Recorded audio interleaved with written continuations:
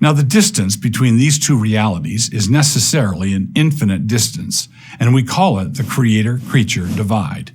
It is really necessary to understand this if we are to understand the biblical explanation of how God's sovereignty fits together with human freedom and responsibility.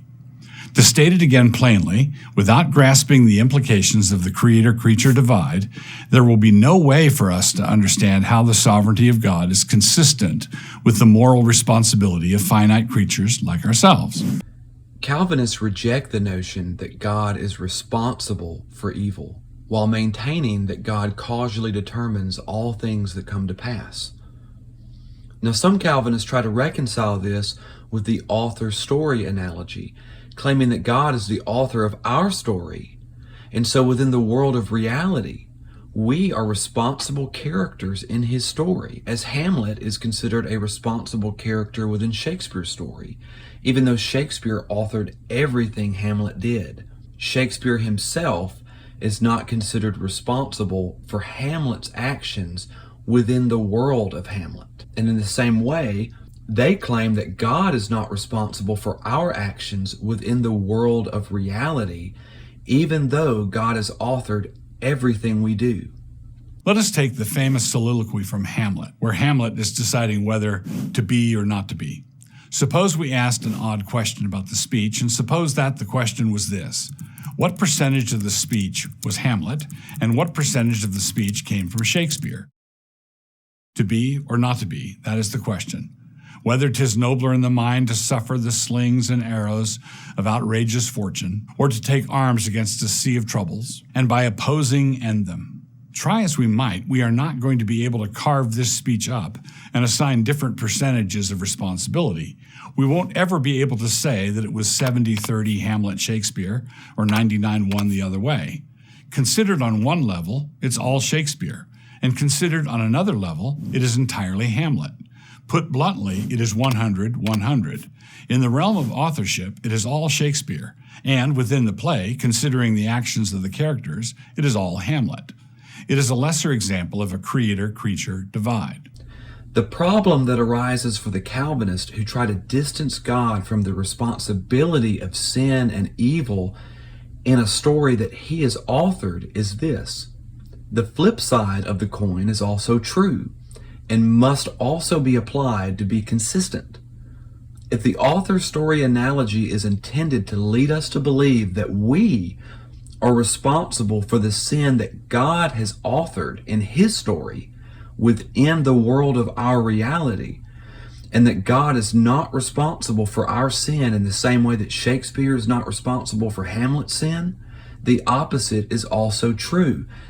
How can we say that God is responsible for any good thing that happens within the world of our reality, when the very basis for saying God is not responsible for the bad he authors is the separation between the world of the author and the world of the story he is writing?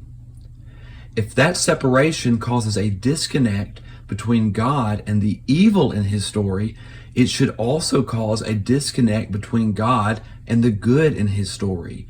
Or at least we should consider it to be true from our perspective within the story, which is the very basis for the argument, right?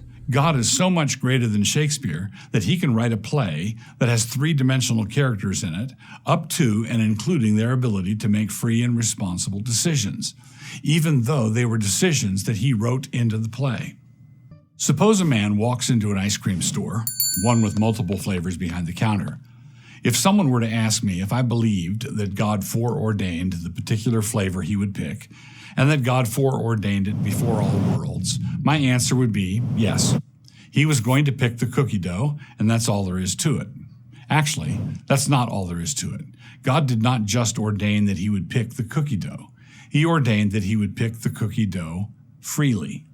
He would pick the cookie dough because that is what he wanted to do. The freedom is every bit as ordained as the flavor of the ice cream.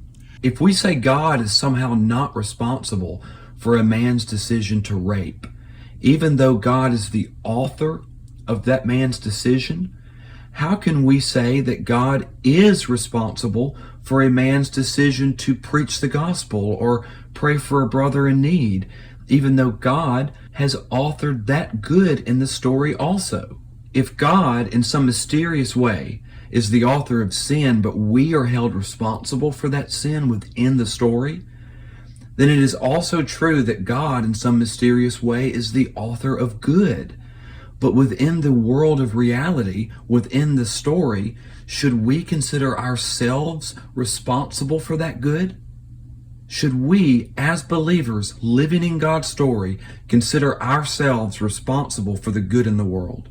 Even though God is ultimately and mysteriously the author of it, in reality, Calvinists will say that God is responsible for the good in the world, even though they also believe that He has mysteriously authored that good too.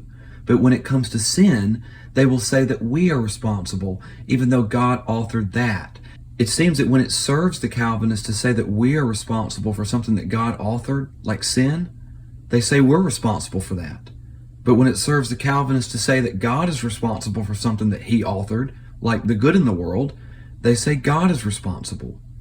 Now someone may say, well, God has authored Himself into His own story by means of Scripture. And Scripture tells us that we are responsible for sin and God is responsible for good.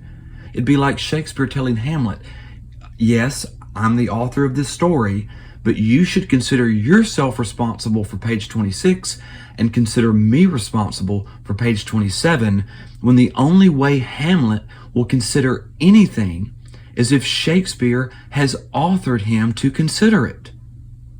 Likewise, if Calvinism is true, the only way we will consider anything is if God has authored us to consider it, right? If God has authored Himself into His own story to tell us who is responsible for what, and God said that I am responsible for the sin that He authors, this means God has authored me to reject that idea or truth that He is revealing within His story, because the only way for me to reject what God is saying is if God has authored me to reject it.